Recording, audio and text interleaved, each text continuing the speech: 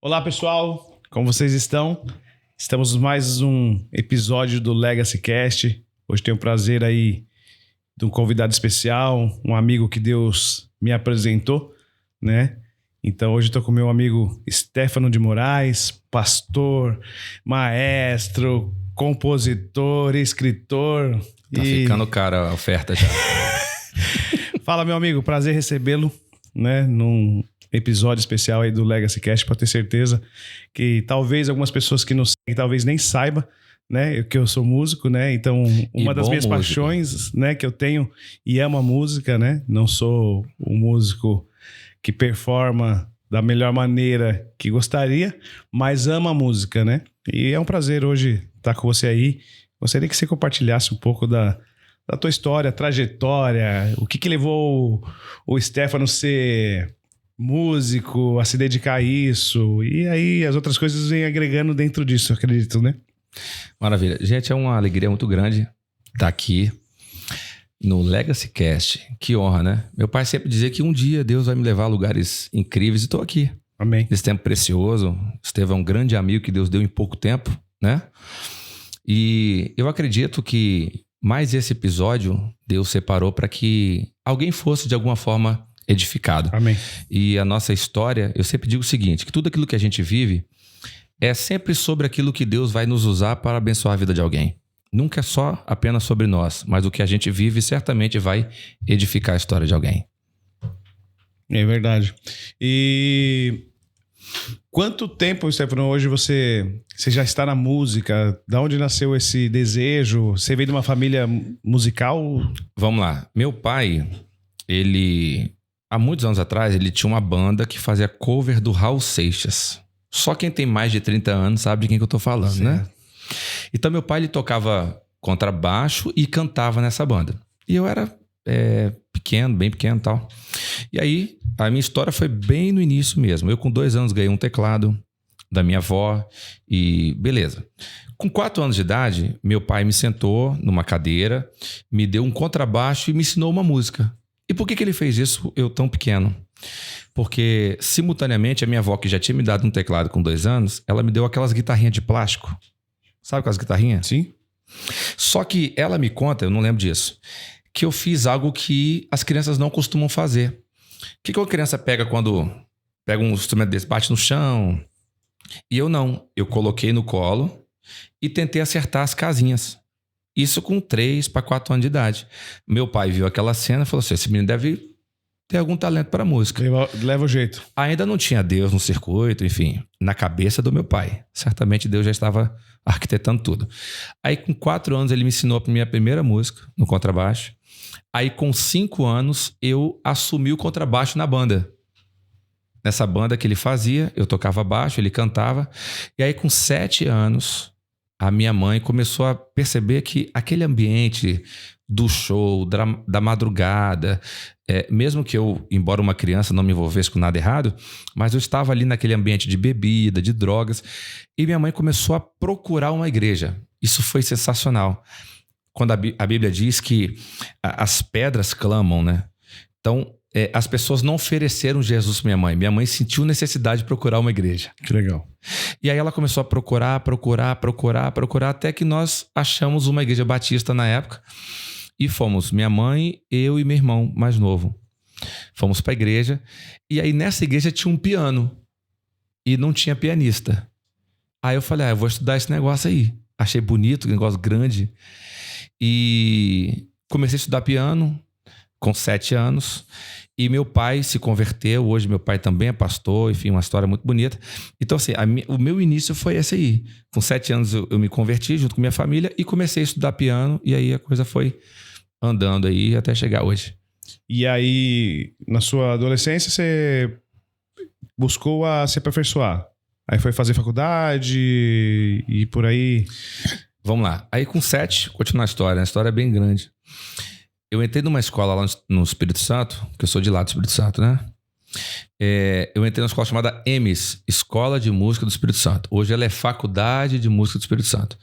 Eu fiquei lá dos 7 aos 16. Lá tem curso básico em música, técnico, e aí tem o superior.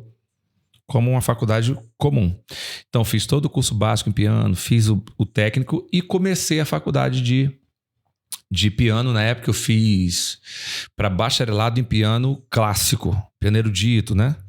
Isso com 16 anos. E simultaneamente eu passei na Universidade Federal para fazer licenciatura em música. E aqui tem uma história muito legal. Você me permitiu? Essa vale a pena. Eu com 16 anos, no ensino médio, uma tia minha de consideração falou assim: ô Stefano, você vai fazer o quê na faculdade? Eu falei, eu vou fazer música, porque é o que você fazer. Desde os 10 anos eu dava aula. Eu comecei a dar aula de teclado muito novinho. Aí ela falou bem assim, olha a frase dela, Stefano: você é muito inteligente para fazer música. Olha que terrível, né? Eu falei, mas como assim? Você é muito inteligente para fazer música? Não, você tem que fazer odontologia igual seu tio e tal. E eu tinha um tio de consideração extremamente rico, bem sucedido. Ele tinha um andar inteiro num prédio cheio de clínicas dele e tal. E ela falou assim, se você passar na faculdade, você tem o seu consultório, tem a cadeira, que na época custava 25 mil, isso há muitos anos atrás. Então era algo muito caro. Te dou toda a condição para que você se tornasse um dentista. Aí, o que eu fiz? Estudei. Passei para música com a pontuação que eu passaria para odonto. Para ela saber, obviamente, que eu não fiz música porque eu não queria estudar. E ela ficou extremamente chateada comigo. Falou, cara, não é possível que você vai perder essa oportunidade. Mas aí que tá uma coisa de você entender a sua identidade em Deus. Eu já tinha entendido que a música para mim não seria só um ofício. Era de fato o que Deus havia separado para mim. Certo. Mesmo que em algum momento, essa área é uma área muito desafiadora, você sabe disso, você também toca. É uma área que não é prioridade para a maioria das pessoas. Então, para você até abençoar uma família, custear uma família, você vai ter que correr muito atrás. Mas eu fiquei focado naquilo que Deus havia separado para mim. Então, o começo foi muito desafiador. Mas, para a glória de Deus, Deus tem nos abençoado, nos levado a situações incríveis, dando grandes oportunidades, tocando para vários cantores. Então, assim, esse começo da faculdade foi muito desafiador porque eu não tive apoio, só dos meus pais. Certo. Meu pai sempre falava assim, Stefano, o que você quiser fazer, faz o melhor que você puder.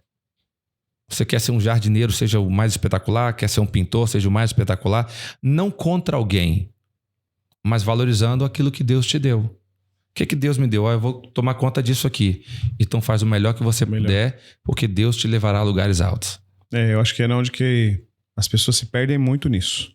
As pessoas sempre ficam olhando a grama do vizinho e esquecem daquilo que Deus já colocou na tua mão para você cuidar. Então, talvez realmente a grama do vizinho é mais bonita porque ele cuida. Talvez se você cuidasse tão bem quanto, a sua poderia ser mais linda, né? Exatamente. A gente se preocupa muito com o que as pessoas deveriam estar fazendo. Eu sempre até digo que essa geração da internet, a geração do Instagram, ela gasta boa parte do dia vendo a vida dos outros. Ela vai lá para os rios e começa a ver o que alguém postou, começa a ver no feed a vida de alguém, quem casou, quem divorciou, quem tem filho. Então ela assiste a vida de alguém enquanto a vida dela está vazando, enquanto a vida dela está escorrendo. Então ela não valoriza aquilo que ela tem e ela gasta tempo naquilo que outra pessoa deve estar fazendo. Então são duas pessoas cuidando da grama do outro. Então lá certamente vai ficar bom. Ficar mais bonito. Enquanto aqui não tem ninguém cuidando. Aí ela seca, né? Seca. E aí ela seca e aí você não consegue realmente viver o propósito de Deus, né? E nessa jornada, Stefano, tocando com os músicos, você sempre tocou para cristão ou tocou secular também? Como que foi a tua vida musicalmente falando? Então, eu tive aquele começo lá atrás, né? Onde foram 2 anos, com 5, 6 anos de idade, tocando secular. Mas aí com 7 anos, eu fiz uma imersão para dentro da igreja mesmo. E aí comecei a me envolver totalmente com música cristã, mas ainda não profissional. Com 8 anos, eu tive vamos dizer assim, o primeiro trabalho como pianista, que foi tocando em casamentos. Eu com 8 anos, inclusive esses dias eu encontrei um casal Que você que fez. que eu toquei no casamento. Eu olhei assim, eles fazendo 30 anos de casado. Pronto, entreguei minha idade, né? 8 mais 30, 38. Pronto, entreguei. Mas eu vi assim, eu olhei assim e falei, conheço você de algum lugar. Só, claro, você tocou no nosso casamento há 30 anos atrás. Então, assim, nesse ambiente de tocar em casamento, a gente acessa, às vezes, um tema de um filme, uma música mais clássica e tal. Então, isso eu fiz durante muitos anos. Mesmo estando na igreja, eu toquei muito em casamento. Certo. Mas eu não cheguei a acompanhar nenhum artista secular. Legal.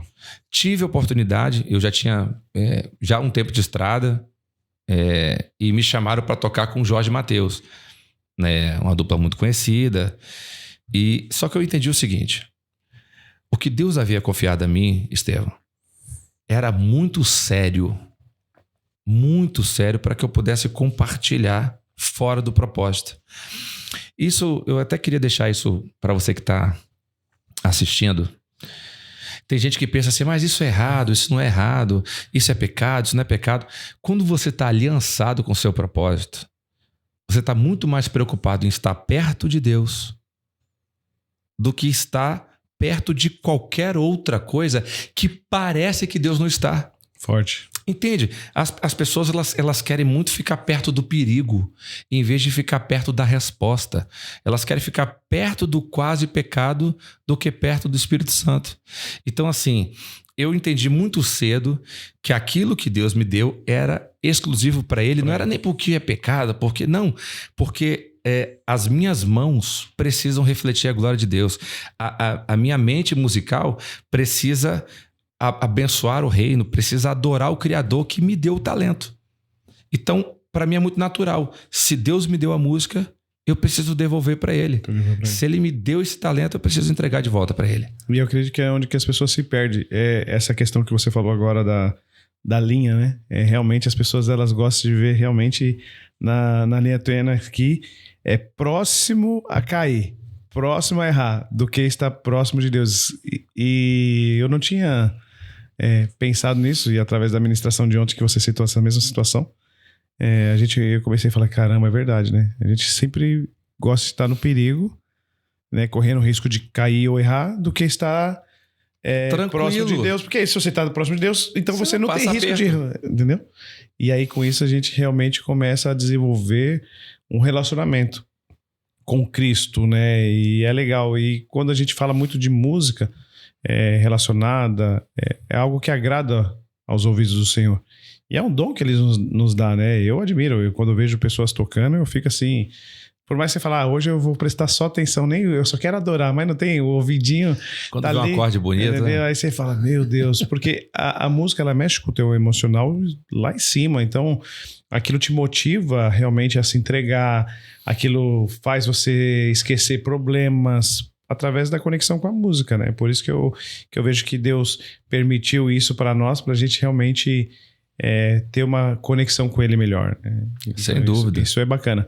Stefano, e nesse caminho, né, com a música, quando surgiu os livros? Que época que foi? E demorou. O porquê? Acho que talvez seria essa pergunta, mas o porquê você quis escrever? É uma boa pergunta. Boa pergunta. Eu vou ter que voltar um pouquinho, tá?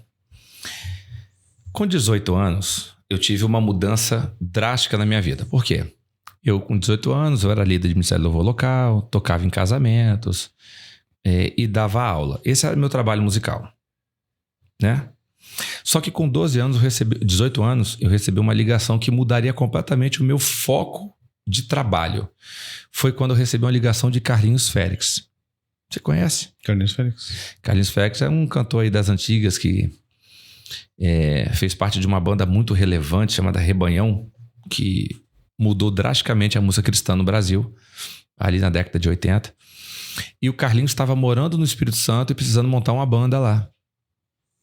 E me indicaram para trabalhar com ele. Então, o Carlinhos Félix foi o primeiro cantor evangélico, né, que me convidou para essa coisa do sideman, né, do tecladista de estrada, aquele tecladista que acompanha cantor. Aí você que está me escutando pode achar isso uma coisa normal. Ele é tecladista e apareceu essa porta. Mas tem um segredo de Deus aí incrível. que eu preciso deixar isso aqui registrado. Se eu voltasse lá 11 anos atrás, eu estava lá na igreja batista que eu me converti aos 7 anos, entrou eu, minha mãe e meu irmão. Meu pai permaneceu fora. Passou uns 2 meses aproximadamente, meu pai foi para a igreja, queria saber onde a gente estava, foi para a igreja, lotado de cachaça, bêbado, e com um maço de cigarro enfiado no tênis. E foi para a igreja. O pastor pregou uma mensagem poderosa. No final da mensagem, meu pai estava chorando.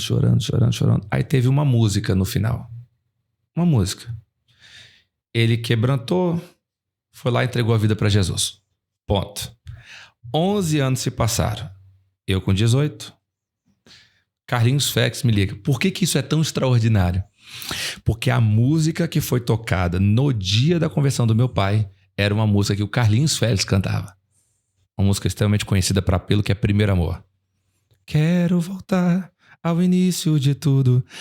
Então, assim, Deus me deu esse presente de acompanhar por 9 anos alguém que tinha sido um instrumento direto para a conversão do meu pai. Que legal. Então isso foi muito especial. E aí foram 9 anos andando com o Carlinhos. Aí nessa época, o Carlinhos tinha uma escola de adoração, chamada Rios de Adoração. Ele junto com a pastora Adriana Félix. Então eu comecei a dar aula nessa escola de adoração. E eu não sei aqui para quem gosta de estudar a Bíblia, se o seu pastor vai lá e te coloca como professor de escola bíblica dominical, o que vai acontecer com você? Você vai estudar a Bíblia na marra. Então, como eu comecei a precisar dar aula nessa escola de adoração, eu fui para dentro da Bíblia. E nisso eu me apaixonei pela Bíblia e comecei a buscar muito sobre louvor, sobre adoração. E com isso, aí começou a minha coisa de ministração. Para uma sala, sobre temas específicos. Eu falava sobre ensaio, sobre ministração, sobre técnica, sobre arranjo e tal. Só que nessa estrada de você viajar, eu encontrava muitos pastores, muitas igrejas, e eu chegava em mesas e ouvia um problema de um ministério de louvor, ouvia outro problema, e eu não entendia por que eu estava escutando tudo aquilo. Anos depois eu entendi. Deus me fez sentar em algumas mesas para ouvir algumas dificuldades e, através das mentorias que eu exerço hoje e dos livros que Deus me deu, ajudar esses ministérios. Então, só para recapitular, eu comecei a viajar com Carlinhos, comecei a dar aula nessa escola de adoração, comecei a entrar profundamente na Bíblia e comecei a ver essa necessidade que havia um buraco ministerial. Estevão, você chega para um pastor hoje no Brasil, talvez a maioria vai te falar assim, meu maior problema na igreja é música. A maioria dos pastores. Ah, por quê? Ah, insubmisso, irresponsável, pecado escondido, não ensaia direito, enfim.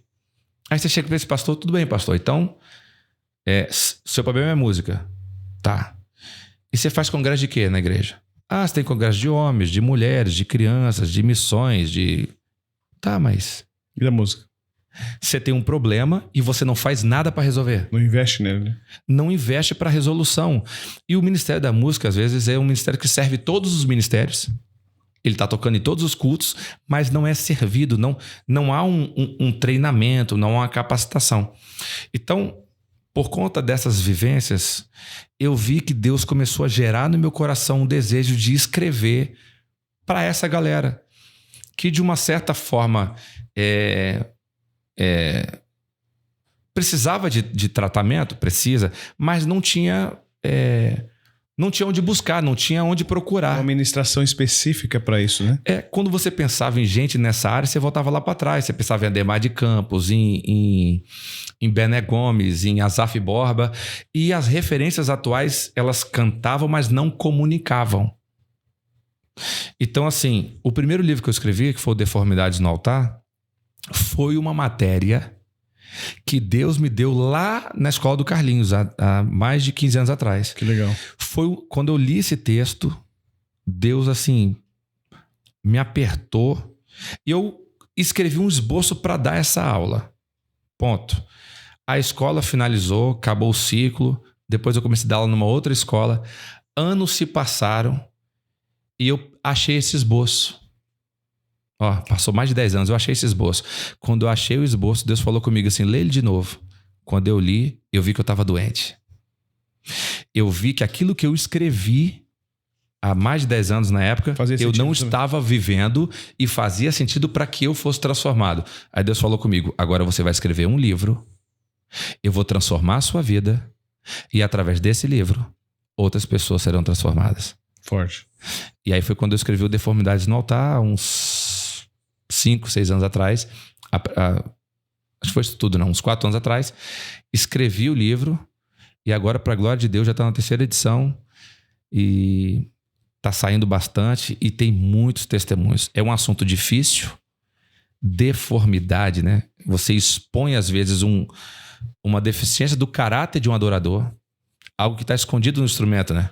Ele pega o teclado, toca demais. Tá lindo, a igreja recebe. Só que aqui tá um problema. Às vezes a gente pensa que a igreja receber, a igreja ser edificada, a gente pensa que também estamos sendo aprovados por Deus. Só que uma coisa não tem nada a ver com a outra.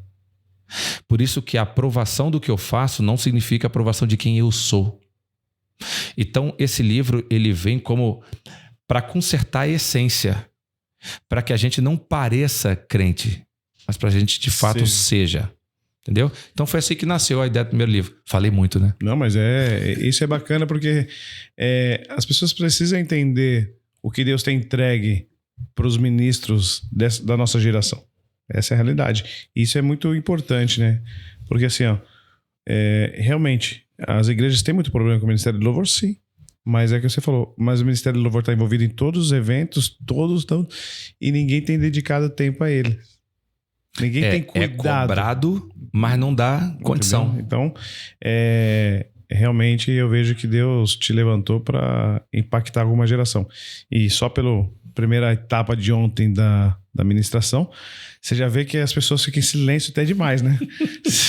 Não tem glória, né? Não tem... Mas levante a sua mão e dá um glória. Não tem. Mas por quê? Porque as pessoas são confrontadas. E não tem como você crescer se não for confronto. É isso aí. Não existe, de verdade. Só existe mudança quando você é confrontado. E aí quando você mexe com o seu ego, você mexe com o teu eu, aí você fala, meu Deus, eu sou assim mesmo, tá certo? Do que ele tá falando sou eu.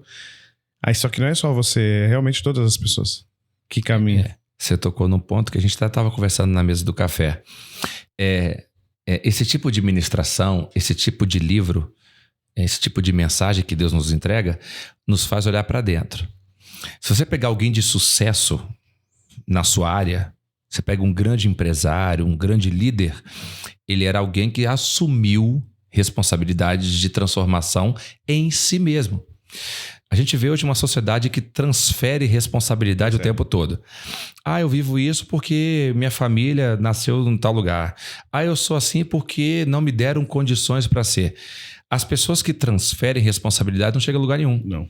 Então, todas as vezes que você estiver num ambiente onde algo está sendo comunicado, uma dica que eu dou simples é: assuma o papel de aprender naquela situação. Aquilo que você precisa. Mas, pastor, mas ela também está errada. Mas ele também está errado. Tá tudo bem.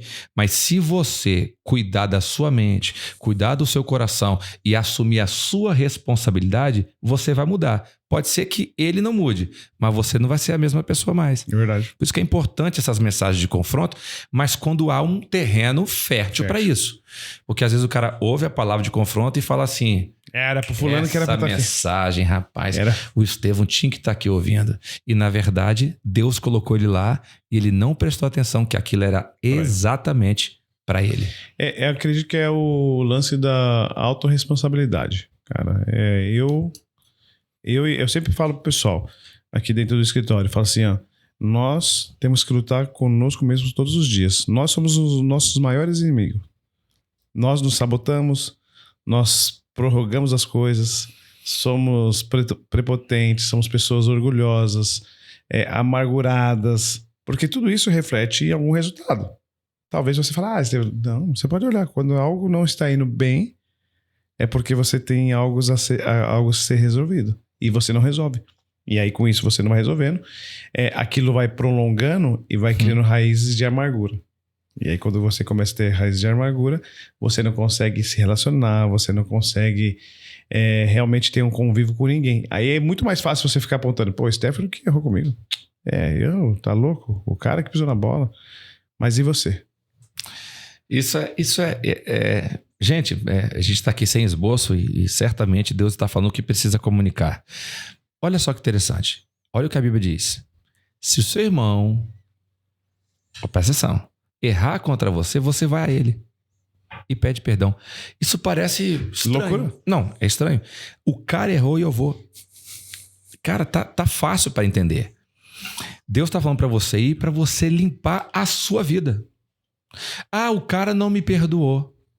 O cara não liberou perdão. Você não tem responsabilidade sobre o comportamento do outro, mas você vai estar limpo. Aqui que está o segredo. Quando você procura... outro exemplo. Enquanto depender de vós, tendes paz com todos os homens. Ou seja, eu preciso promover a paz. Eu preciso fazer a minha parte. Mas ele errou, mas ela errou. Se você assumir o seu papel, certamente a sua vida será transformada. E você transformado pode mudar o seu ambiente. Só que as pessoas querem que o ambiente mude. E a pessoa não. E a pessoa não. Esse é o maior problema. E aí você acaba jogando sempre para as pessoas aquilo que é da sua responsabilidade.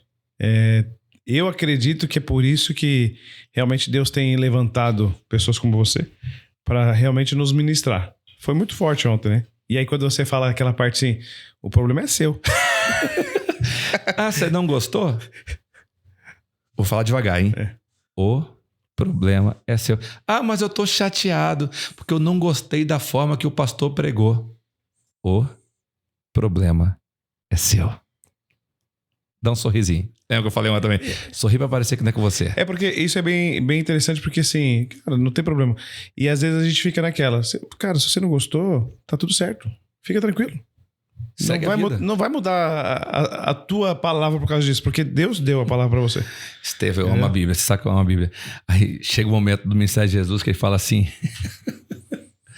Jesus era top demais. Aqui, tá achando a palavra dura? Tá ruim? Pode ir embora. Ele nunca quis segurar Fica ninguém. tranquilo. Não tá legal? Aí Pedro, Senhor, para onde nós iremos? Se só tu tens as palavras de vida eterna. Aqui que tá o segredo, Estevão. A gente quer conquistar aqui, a gente quer bênção aqui, e aí a gente não aceita o confronto. Mas quando a gente recebe o confronto, o que está garantido não é nem a bênção daqui, é a eternidade. Olha que coisa linda isso. Eu quero uma eternidade com Cristo. Então, irmão, aprende a ser espremido pelo Espírito Santo.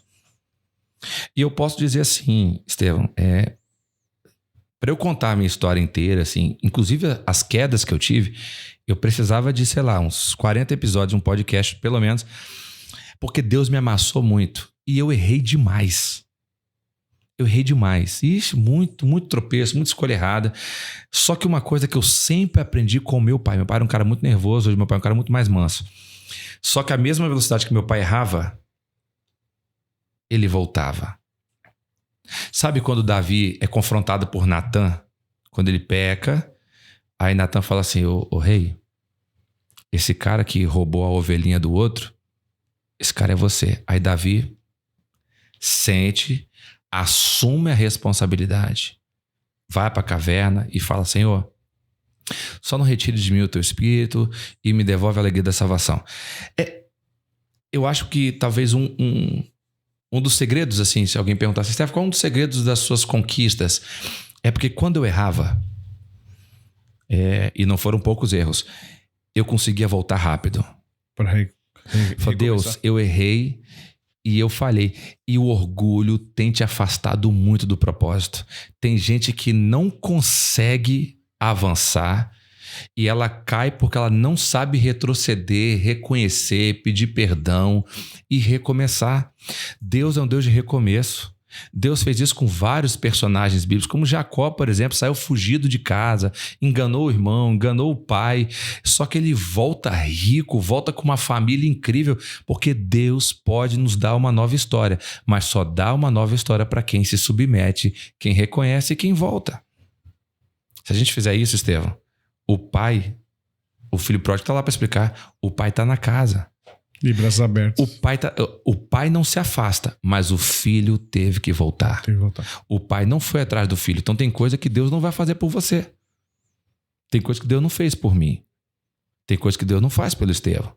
Então eu tenho que assumir. Errou?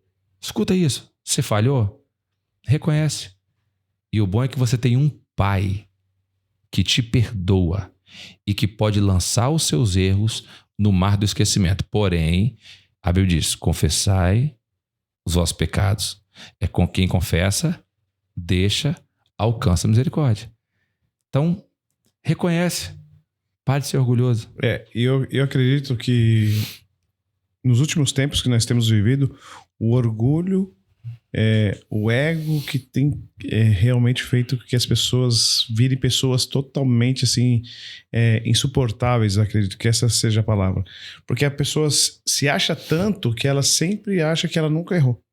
Ela vai te ferir, ela vai te falar algo, ela vai te magoar, ou ela vai pisar em cima de você e ela vai achar que o culpado é você por ela fez. Não, eu só fiz isso com o Stefano porque ele fez aquilo lá, eu também. Mas não é assim. Deus nos ensina a ser humildes, né? Ser manso. Eu sei que é difícil, não é fácil, né? E você tem que... Caramba, porque a gente falando parece fácil. Tipo, você vou lá, tenho certeza que não foi fácil pra você ir lá reconhecer um erro. Não é mesmo? Tipo assim, desculpa aí, galera, eu errei, tá? É bonito. Não, você é um confronto contigo mesmo. É você se olhar no espelho e falar, não, hoje eu vou lá, vou quebrar esse orgulho hoje. Né? E para nós que somos casados, isso se exerce todos os dias, né? Ah, não acontece não. Acontece não. É isso aí não. Que isso? Casamento? Não. Casamento é todo mundo tranquilo, não tem confusão. Não. E aí o que acontece? E aí com isso você aprende a exercer, né? Verdade. Pô, me perdoa. Pisei na bola, falei demais, excedi o tom da voz. E aí com isso eu acredito que Deus vai falar, pô, tá ficando preparado. Agora eu posso levar para outro nível. Agora ele tá entendendo o que eu tenho para ele, né? Porque, de verdade, o que Deus tem para nós é muito grande. A gente não tem nem noção. A gente imagina que o que estamos vivendo já é top, mas isso é só uma pinceladinha do que ele tem pra gente. Né? Fala para as pessoas, fala, cara, vocês não têm noção o quão Deus é grandioso e amoroso e o quanto ele quer fazer coisas infinitamente mais do que pedimos ou pensamos um dia, né? E essa submissão, a gente conversou isso ontem, né? Quando a gente aprende a se submeter à vontade de Deus, a gente entra no plano perfeito dele, porque ele é um pai tão bom que ele não é aquele pai assim que te obriga a fazer as coisas. Não. Nada. Só que o problema é que a gente faz as escolhas erradas e a gente não consegue lidar bem com as escolhas que a gente faz. Eu sempre digo o seguinte, a semente está na minha mão. Eu escolho o que eu semeio, mas eu não escolho o que eu colho. Porque a minha colheita ela é exatamente o aumento da minha semente. Eu não consigo semear uma coisa e colher outra coisa. Então, assim, aplicando o que você disse, Deus quer fazer coisas gigantes na nossa vida. Deus quer ampliar os nossos ministérios. Mas você acha que Deus vai confiar essa grandiosidade do reino para alguém orgulhoso? Não. Prepotente, vaidoso, sendo que Jesus, sendo em forma de Deus, se esvaziou? Isso é mesmo. Quer dizer, Jesus ele mostrou o caminho. Se humilha, reconhece, porque no tempo certo Deus vai exaltar o seu nome como exaltou o nome de Jesus. E é forte, né? E com isso a gente começa a entender alguns princípios e propósitos de Deus, né? Mas é muito confronto, né, Stefano? Todo dia, né? É muito confronto para você realmente aprender a desenvolver aquilo que Deus tem colocado em nossas vidas, né? Eu falo pelo nosso projeto aqui da Legacy mesmo, né? Quando surgiu o projeto, eu falei, não, nós vamos aplicar um devocional todos os dias. Nós vamos fazer algo diferente. Só que você vem quebrando totalmente a rotina de um mercado. Qual das empresas que para praticamente 1 hora do seu dia de produção para poder glorificar o nome do Senhor. E isso eu aprendi com o Bispo Júlio numa ministração dele. Estou num evento lá do Bispo, e aí ele vem e fala, você fala que a tua empresa é do Senhor, você fala que a tua família é do Senhor, e começou, né? Ele falou, mas como que é do Senhor se você não abre um tempo de adoração para ele? Cara, aquilo veio como uma flecha. Não. Né? Aí eu olhei assim, na mesma hora, assim, Deus falou no meu coração. Você fala que a empresa é minha, né? E você nunca abriu tempo nenhum para mim dentro dela. Você já chega produzindo, você já... Cara, aquilo foi tão forte que eu já mandei no grupo no mesmo dia, no sábado. Eu falei, a partir de segunda-feira, antes de todo mundo começar a trabalhar, a gente começa com o devocional. E aquilo foi se tornando cultural. Hoje, graças a Deus, estamos sendo referência aí no mercado. As pessoas olham a gente, estão replicando isso nos outros escritórios. Isso é muito legal, porque é uma maneira de levar o nome do Senhor também. E a gente faz questão de realmente ser diferentes, de falar assim, não, a nossa empresa é uma empresa cristã. É uma empresa onde o nome do Senhor é glorificado, onde nós vamos sempre colocar Ele em primeiro lugar, em todas as coisas, em todos os ambientes, em tudo que fizermos, Ele será glorificado. E aí você começa a confrontar o mercado. Aí as pessoas começam a ficar com aquilo na cabeça. Cara, por que o cara faz isso? Eu faço porque eu entendo um princípio de honrar quem me deu todas as coisas. Porque só estou aqui por causa dele, que nem eu estava contando ali embaixo o testemunho. Por minha livre e espontânea vontade ou por conhecimento, não teria chegado onde cheguei. Um cara que sai de uma periferia de São Paulo, que não tem conhecimento, nem ensino, ninguém que direciona, você chegar e vir estar numa região maravilhosa, em pleno crescimento, e trabalhando com investimentos, se falasse isso para mim, eu tô com 37, vamos pensar 20 anos atrás, quando eu tava com 17 anos, pensando como que eu ia tirar a carteira de motorista que não tinha condições, eu ia falar que era impossível. Não faz sentido, mas aí a gente entende que é a boa mão do Senhor, que Ele leva a gente onde Ele precisa. Ele nos coloca lugares onde Ele realmente quer colocar. E hoje de manhã ali no café, quando você falou sobre mesas, a gente tem que saber as mesas que nós temos que sentar. Tem mesas que você não precisa sentar. E das que a gente tem que fugir. Entendeu? Isso aí foi muito forte ali. Eu falei, caramba, tá. E às vezes a gente tem sentado em mesas erradas. Por causa de escolhas nossas. Porque nós que deixamos de sentar. Se você falar, não vou ficar nessa mesa, tá tudo certo. E aí talvez é aí que Deus tá te testando em algumas coisas, né? Aí você fala, agora eu entendi. Tá vendo só? Olha o que você falou. Olha o tamanho do que Deus tem feito na Legacy. Eu fiquei impressionado desde a primeira vez que eu vim aqui, eu te falei isso. Que a Legacy está longe de ser apenas uma imobiliária, ela é de fato uma experiência, tanto física, visual, como espiritual, porque você trouxe Deus como primazia. Interessante que quando o Bispo Júlio falou, você assumiu a responsabilidade. Eu vou fazer. Aí o que aconteceu? Você mudou o seu ambiente de trabalho e o seu ambiente de trabalho começou a mudar a cidade. Olha como é interessante quando eu assumo a responsabilidade. Mas a culpa era só minha? Não, todo mundo tinha que estar orando, todo mundo tem que estar fazendo seu devocional. Mas quando eu assumo a minha responsabilidade, eu posso mudar o meu ambiente e até a geografia de uma cidade. É forte, hein? Você tá influenciando outras imobiliárias, aí as pessoas pensam em concorrência. Mas aí ela tá fazendo igual eu tô fazendo. Cara, o que Deus te deu é seu. Eu sempre digo o seguinte, para quem faz direito o que tá fazendo, para quem tem padrão de excelência e está no centro da vontade de Deus, não há concorrência, porque o que é meu, ninguém toma. Agora, se eu entrego o que é meu, aí a conversa é outra. O Joel J falou uma coisa bem interessante e eu mudei minha visão depois que eu escutei isso dele. Ele falou assim, que se existe alguém te copiando, fique feliz, porque você está sendo referência. Aí eu falei... Ponto. Eu nunca tinha olhado por essa visão. Eu sempre estava olhando, fiz tal coisa, a pessoa está copiando. Nada a ver, né? A pessoa nem tem criatividade, não, cara. Que legal. Se alguém está copiando o Stefano, quer dizer que você está no caminho certo e você se tornou uma referência para ela. E você quer replicar aquilo que é bom. Não é assim numa receita de bolo, de uma comida. Você olha lá, caramba, que comida boa, hein? Eu vou replicar isso na minha casa. É ou não é?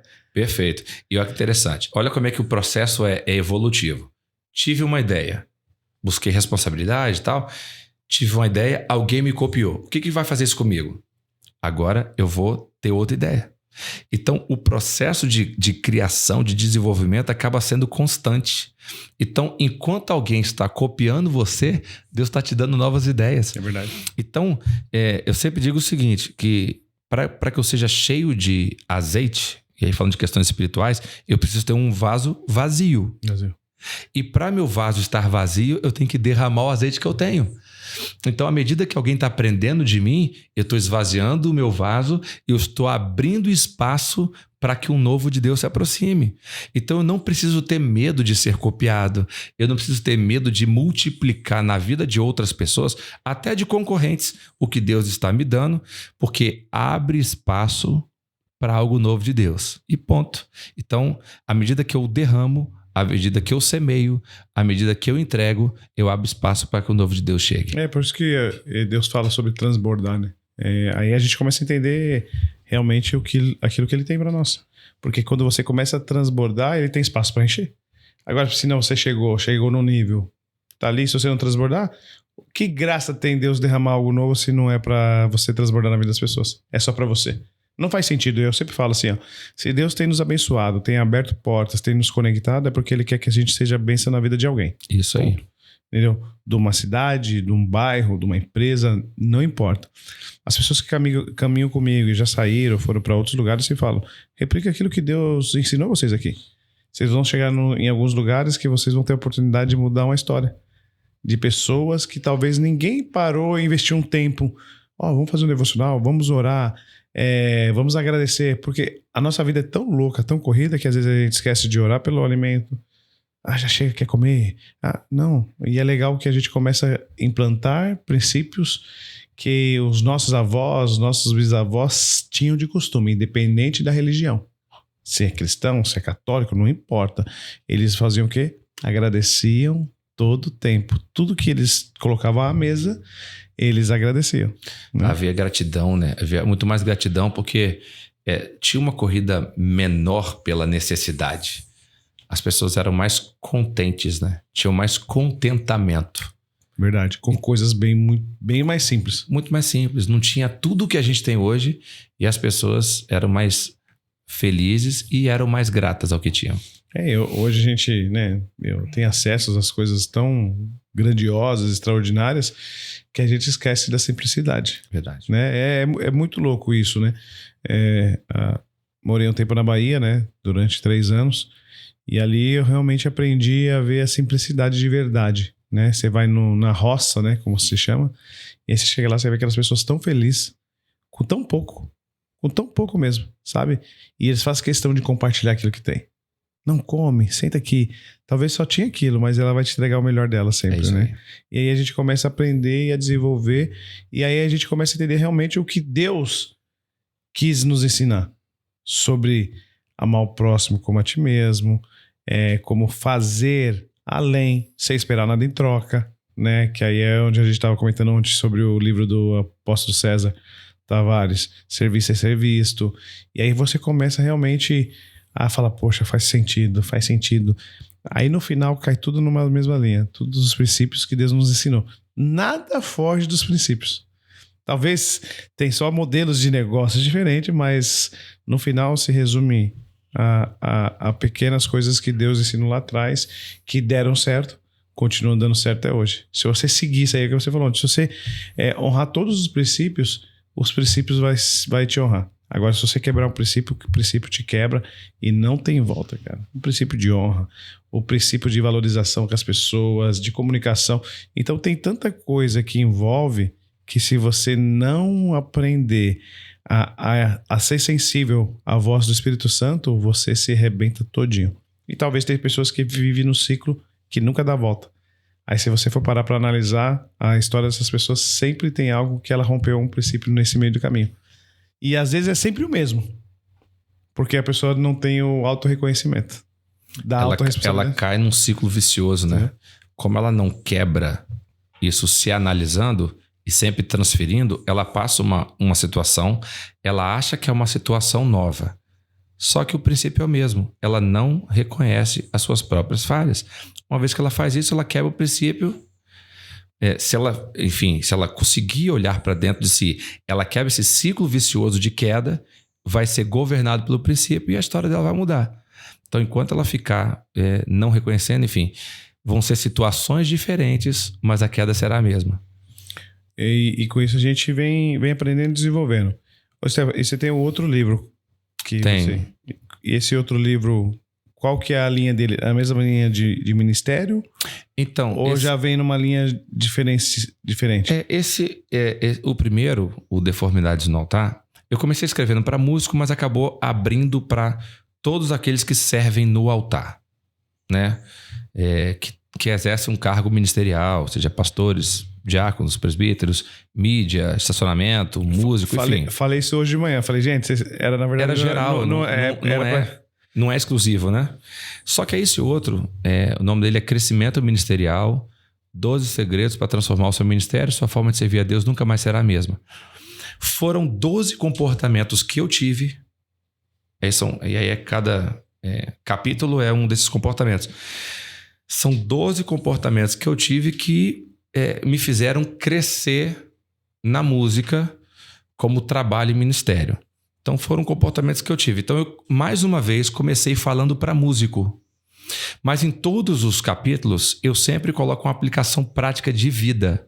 Porque esse livro eu falo sobre desenvolvimento humano, sobre comportamentos simples, atitudes simples que te levam a um outro nível, que te faz crescer. Seja como músico, seja como um corretor, seja como um advogado, seja como um crente na igreja, como um pastor, uma liderança. Então, assim, vou citar 2 exemplos. Posso? Pode. O primeiro capítulo, por exemplo, fazer o melhor que você puder aonde você está. Então, vamos lá. Eu tô aqui. Eu preciso ser intencional e intenso nesse momento. Sim. O que acontece com as pessoas? Elas falam assim, quando aparecer um apartamento de 5 milhões para eu vender, eu vou me dedicar, eu vou correr atrás. Não vai. Não vai. Se ela não consegue ser intenso agora vendendo um terreno de 80 mil, não vai ser intenso tentando vender um apartamento de 5 milhões. Porque o comportamento dela agora reflete exatamente o que ela viveu lá na frente. A Bíblia diz o seguinte: quem é fiel no pouco será no muito. Entende que a Bíblia não fala sobre quem é fiel no muito. Não, é no pouco. Então, o seu comportamento de início reflete exatamente o caminho da sua prosperidade ou a falta dela. Então, aí eu conto a história quando eu comecei a tocar com Anderson Freire. Eu estava numa igreja, eu era o líder de música dessa igreja, em 2012 isso. E eu recebi um recado do pastor seguinte, vai vir um cantor aqui na igreja e ele mandou umas músicas para você tirar aí com a equipe. Eu falei, tá bom, me dá as músicas aí. Peguei as 6 músicas, chamei a banda da igreja, não tinha profissional, eram músicos da igreja. Vamos ensaiar as músicas? Vamos. Ensaiamos, tiramos o fino da música. Chamei o vocal, fizeram tudo certinho. Beleza. Chegou o cantor, faltando 10 minutos para o culto começar. Tudo bem, gente? Tudo bem? Quem é o tecladista? Eu falei, sou eu. Ele falou assim, eu fiz uma música essa semana e eu queria tocar hoje. Será que você consegue pegar? Eu falei, toca aí no teclado que eu vou escrever. Aí eu peguei um caderno de música e ele começou a tocar. A gente até brinca, né? O famoso pé de galinha. Pé de galinha. 3 dedinhos aqui e um zós aqui, ó. E um manco, né? Era aqui assim. Acabou de tocar e falou, vamos passar? Eu falei com ele, não vai dar porque o culto vai começar. Mas fica tranquilo, vai dar certo. Começou o culto. Tocamos as 6 músicas. Foi uma bênção. O cantor pregou. E no final da mensagem ele cantou essa tal música. Beleza. Eu toquei, só piano. Ele foi embora e não agradeceu. Eu fiquei ofendido? Não fiquei por quê? Aquele comportamento meu era algo rotineiro. Vou apertar pause nessa história. Qualquer cantor da igreja... Escuta isso aqui, Estevão. Qualquer cantor da igreja que me procurasse para cantar uma música, eu tinha esse mesmo cuidado. Você vai cantar, Estevão, hoje? Qual é a música? Então eu tirava a sua música, escrevia. Eu sempre fiz isso. Então para mim era um dia comum. Eu não fiz algo extraordinário, cara, só porque é o cantor, até porque o cantor na época não tinha tanto nome assim. Então, era um comportamento normal. Ele foi embora e tudo bem. Passou 4 meses, meu telefone toca, o celular. Aí eu vi um telefone que eu não conhecia, mas atendi. Alô, quem fala? Aqui é Anderson Freire. Eu tive aí na sua igreja 4 meses atrás. Eu até toquei uma música no final da mensagem. Você lembra? Falei, rapaz, a música era bonita, né? Então, eu vou gravar o disco dessa música. E eu quero que você grave os pianos do disco. Que legal. Estevão, eu não pedi. Eu não forcei porta. Não pedi oportunidade. Não falei mal de ninguém para subir. O que eu fiz? Eu só fiz o meu melhor onde eu estava. Eu estava na minha igreja local. Eu não esperei assim, no dia que eu tocar com Anderson Freire. Não, era um comportamento normal. Eu falo isso muito para os músicos que têm sonho de viajar. Eu falo, cara, você serve a sua igreja? Ou você é preguiçoso? Será que você toca no domingo de manhã com o mesmo amor que você tocaria numa marcha para Jesus para 1 milhão de pessoas em São Paulo? Qual é a resposta geralmente? Não. Porque o cara ele quer o resultado, mas ele não quer o processo. Ele quer a colheita, mas não quer nem semear. Então, esse primeiro capítulo fala sobre isso. Você quer coisas grandes? Isso é lícito. Você pode ter coisas grandes. Mas se você agora fizer o seu melhor onde você está. Então, você vê que isso se aplica a tudo. Onde você está inserido? Você é pai. Então, você vai ser o melhor pai onde você está. Mas no mesmo lugar que você é pai, você é marido. Tem que ser melhor. Então, você vai ser o melhor marido que você puder. Mas nesse mesmo ambiente, você é irmão. Você é filho, você é ovelha, você é gestor. Entende? Então a gente precisa aplicar essa excelência em tudo que a gente faz. E aí tem um detalhe. Ninguém pode fugir disso. Mas eu não sou excelente porque eu não tenho condição. Não, mas é aonde você está. Não sei se você já passou por isso, Estevão. Você vai às vezes na casa de uma pessoa muito rica. E a casa toda desarrumada. Bagunçada. Já fui. Feio de ver. Esquisito. Aí você vai na casa de uma pessoa bem pobre. E tudo arrumadinho.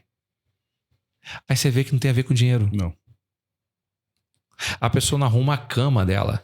E acha que vai organizar uma empresa. Eu vou sair dessa empresa aqui porque eu vou ser dono do meu negócio.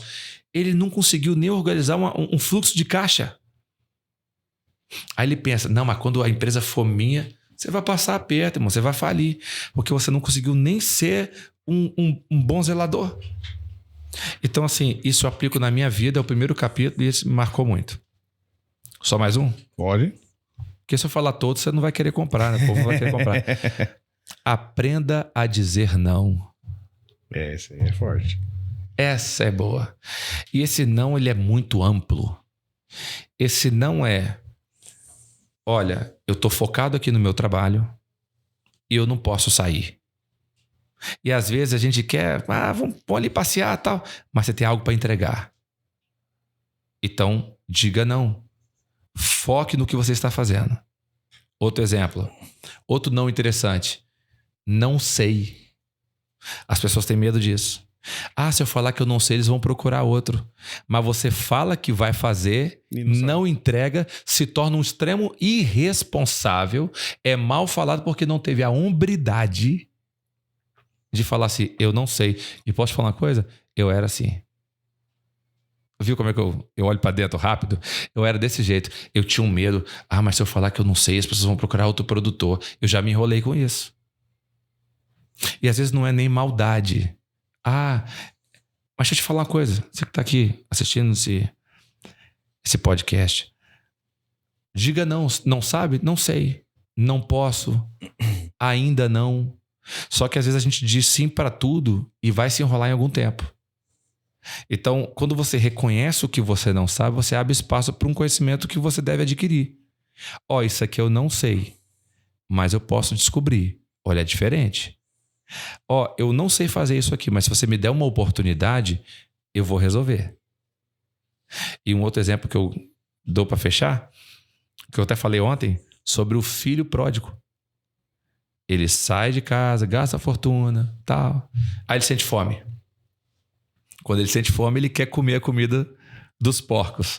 E o dono dos porcos fala o que pra ele? Você não vai comer. Parece crueldade, mas foi aquele não que ele recebeu Que fez ele voltar. que fez ele voltar para casa. Então, você precisa tanto aprender a dizer não como a ouvir não.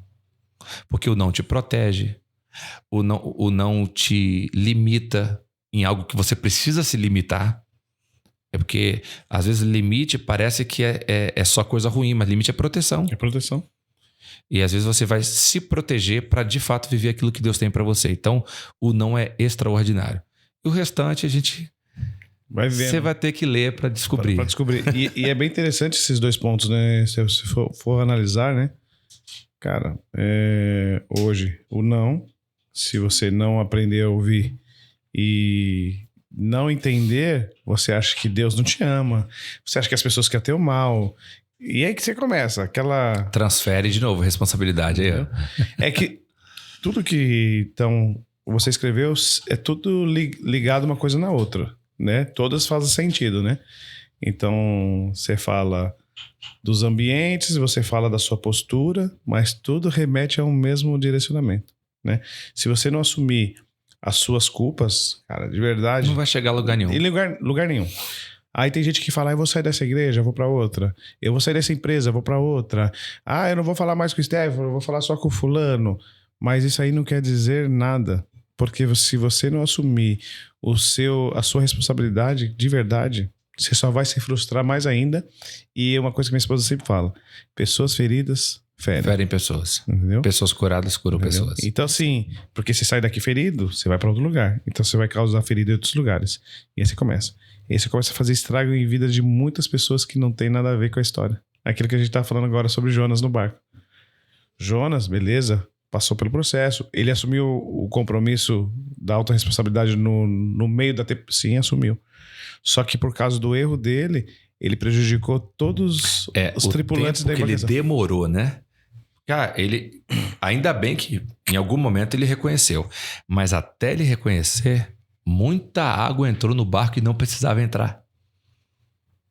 Talvez muito mantimento foi jogado no mar que não precisava ser jogado se ele já tivesse reconhecido o erro logo no início da tempestade. Porque quando eles saíam para a viagem, ele saiu programado, tantos dias. Então a gente precisa tanto alimento, tanto disso. Então totalmente cronometrado. Ninguém sai com folga, né? Ninguém sai sobrando, principalmente numa viagem naquela época, né? Sem a tecnologia, que hoje a gente tem a tecnologia na mão e tá tudo certo, mas naquela época não existia. Não tinha nada disso. Aí imagina as pessoas jogando alimento, jogando isso, jogando aquilo para sobreviver e o abençoado lá travando a vida do povo. Aí beleza, aí ele assume para tudo. E a consequência dessa galera? O que eles sofreram nesse decorrer até chegar... em algum lugar, não sei, porque a Bíblia não relata isso, aonde eles pararam, aonde eles atracaram, para poder recuperar o que eles perderam, por estar com uma pessoa errada dentro do teu barco. E talvez a gente tenha passado alguns processos por estar com pessoas erradas e a gente está se desfazendo de tudo. Não, eu sou culpado, mas na verdade não, você só está com a pessoa errada caminhando contigo. Isso é o não que você disse. Entendeu? Salmo 1. Bem-aventurado o varão que não anda segundo o conceito dos ímpios, nem se detém no caminho dos pecadores e nem se assenta na roda dos escarnecedores. Então, o salmista ensinou, cuidado na mesa que você senta. E aí volta a responsabilidade, né? Que, mas ele tá errado, mas você pode levantar da cadeira. Isso é a escolha, né? A escolha ainda é minha. Mas ele não presta, então levanta. Porque ficar no mesmo lugar, você não chega a lugar nenhum. Não, é verdade. E é muito louco isso, né? Então aí a gente começa a aprender e a desenvolver aquilo que realmente Deus tem para nós, né? Verdade. Sobre chamado, sobre ministério. Não tem como você ser bom na tua igreja e não ser bom na tua casa. Não tem como você não ser bom na tua empresa. Eu sempre falo, você é quem você é em todos os lugares. Então, se eu sou um bom líder de louvor, eu sou um bom gestor. Se eu sou uma boa ovelha, eu sou um bom pai, eu sou um bom ouvinte. E com isso a gente consegue realmente fazer e replicar aquilo que Jesus quer sobre nós. né? E as pessoas chegarem e olhar e falar, porque é tão prazeroso alguém olhar pra você e falar, pô, Stefano, que legal, você tem algo diferente, cara, você me transmite uma paz, aí você fala, pô, eu tô conseguindo revelar quem Cristo é em mim. É isso. Né? Então eu vejo que é dessa forma que Deus realmente nos guia, né? Nós estamos indo pro final, porque a hora passa muito rápido, parece, né? Mas é muito louco, né? A gente começa o podcast e fala, é muito tempo, não, mas aí você começa a compartilhar as coisas de Deus. Quando você começa a aquecer, aí vem alguém das regiões aqui falando, chega. Stefano, deixa um conselho pra galera que vai estar nos assistindo.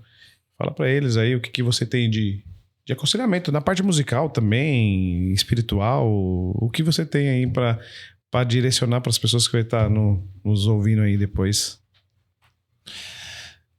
No início eu contei que eu meio que fui escolhido pela música, né? Quando eu entendi, eu já estava tocando e meu pai me ensinou a sempre dar o meu melhor aonde eu estiver. Então, o primeiro conselho é extremamente simples e que, se aplicado, pode mudar completamente a sua vida. Onde você está agora? Em que trabalho você está? Em que ministério você está? Em que igreja você está? Em que empresa? Você é patrão? Você é funcionário? Você é filho? Você é pai? Onde você estiver, dê o seu melhor. Não se movimente pelo resultado do que as pessoas fazem ao seu redor. Você não é escravo do seu ambiente, você não é o que as pessoas fizeram com você. Escuta isso aqui. Mas eu me tornei isso porque fizeram isso comigo. Não, você é o que a Bíblia diz que você é e aquilo que você escolhe ser. Porque ninguém, a não ser Deus e você mesmo, pode definir aonde você vai chegar. Então, se você tomar uma postura e aonde você estiver, você dá o seu melhor, você não ter preguiça, você ter disposição, você correr para cima, você se dedicar ao máximo, só tem crescimento para você. Esse é o primeiro conselho. E o segundo que eu quero deixar é: estabeleça Deus como prioridade na sua vida. Prioridade não existe no plural. Não existem prioridades. Ou é prioritário ou é secundário. Então, se Deus é o primeiro, vamos praticar isso? Deus é primeiro. Só que eu acordo e olho o celular. Peraí, não. Deus é primeiro. Aí eu acordo e respondo todas as mensagens no WhatsApp. Não, tem uma coisa errada. Deus é prioridade e eu gasto mais tempo nas redes sociais do que gasto num devocional. Tem alguma coisa errada. Se Deus é prioridade, Ele tem a prioridade do meu tempo, Ele tem a prioridade da minha disposição, Ele tem a prioridade do meu serviço.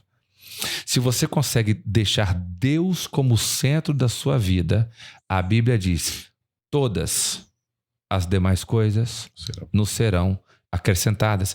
Entenda bem, as coisas vão chegar, Estevão. As coisas vão se aproximar. Aqui está um segredo. Tem gente cansado. Eu não aguento, eu tô cansado. Claro, você está correndo atrás das coisas e as coisas continuam indo para frente. Aí você está correndo atrás das coisas. Mas se Deus é prioridade, são as coisas que correm atrás de você. A Bíblia diz que as bênçãos seguirão, né? Os milagres seguirão os que creem. Você não precisa correr atrás de milagre, você não precisa correr atrás de resposta, você precisa correr para os pés de Jesus. Busca o Senhor em primeiro lugar e tudo vai chegar. Quando o Senhor é o nosso pastor, nada. Você vai sentir falta de alguma coisa? Não vai. Só que se Ele não é o pastor, eu vou viver numa constante falta. E é o que gera hoje depressão, opressão, ansiedade. São as faltas que o ser humano tem. E existem faltas que só Deus pode preencher. Então coloque Deus como prioridade. Coloque Ele como centro da sua vida e todas as outras coisas chegam. E aonde você estiver inserido, seja espetacular. Top. Muito bom mesmo. Cara, sensacional. Deixa o teu Instagram pra galera te seguir e depois ver essa parte é importante, livros, gente. Né? Tá seguindo você aí. Essa coisa de divulgação, gente, eu sou muito ruim. Ainda bem que Deus usa assim os nossos amigos. Vamos lá. @Stefano de Moraes. Esse S é mudo. Stefano, S-T-F-A-N-O, D-E Moraes. Moraes com E. Stefano de Moraes. Lá na bio tem um link. E nesse link tem lá vários cursos que eu lancei, né? Eu tenho alguns cursos para Ministério de Louvor, eu tenho cursos para música, eu falo sobre campo harmônico, sobre sequências harmônicas, tétras, enfim. Tem muitas coisas interessantes. Tem os links dos livros e tem o contato pessoal para marcar uma agenda, uma mentoria, um seminário. E você pode entrar em contato e a minha agenda sou eu mesmo que faço. Então, o meu secretário sou eu ou a minha mulher, né? A Jace. Tá tudo em casa. Tá tudo em casa. Show. Bom. Meu amigo, obrigado pelo tempo de qualidade aí, por compartilhar sua história, compartilhar, que Deus continue te usando, né? Como tem usado de verdade, assim, tive pregando na igreja, top, mas ontem ministrando direcionalmente para algo específico, é mais forte ainda, né? Eu até estava conversando com a Daiane ontem, eu acho legal quem vê a Bíblia de formatos diferentes, né? Legal. Aí eu falei pra ela, amor, que top, né? É bacana, porque aí a pessoa traz pra ela e replica aquilo. Excelente. E eu tenho certeza que as pessoas que vão estar ouvindo o podcast, que vão estar seguindo o Stefano, pode ter certeza, vai agregar demais na tua vida, no teu ministério, na tua empresa, onde você levar, tenho certeza que se você trouxer a excelência pra dentro da tua vida, Deus irá fazer algo extraordinário. Simples assim. É aquele que nós falamos agora há pouco. Siga os princípios, porque aí você vai ver onde Deus coloca a tua vida, a tua família, os teus negócios em outro nível, né? Então, que Deus abençoe vocês. Compartilha, nos siga no Instagram, no Spotify, em todas as plataformas possíveis aí. Compartilhe com as pessoas que você possa entender que faz sentido para elas e que Deus abençoe. Legacy 87, tamo junto. Forte abraço.